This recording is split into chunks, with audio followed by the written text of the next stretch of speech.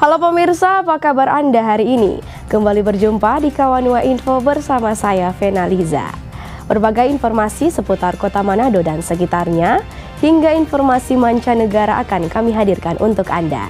Kita ikuti informasi pertama.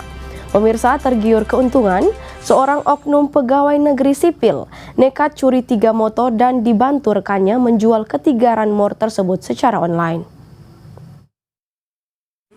Unit Jatanras Direktorat Kriminal Umum Polda Sulawesi Utara berhasil membekuk 2 orang pelaku pencurian kendaraan bermotor dengan tempat kejadian perkara di Desa Sea, Kecamatan Pineleng, Kabupaten Minahasa.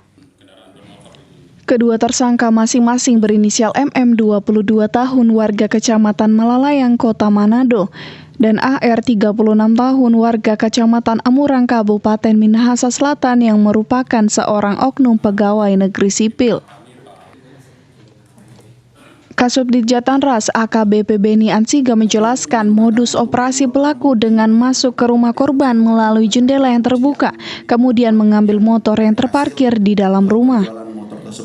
Tidak hanya itu, kedua pelaku juga sudah melakukan aksinya sebanyak 2 kali dan menjual 3 unit motor di media sosial dengan memakai akun palsu. Karena akhir-akhir ini begitu marak kejahatan pencurian kendaraan bermotor, yang paling marak ini kendaraan bermotor roda 2. Kami menghimbau seluruh masyarakat untuk mawas, ya, menjaga keamanan kendaraan masing-masing.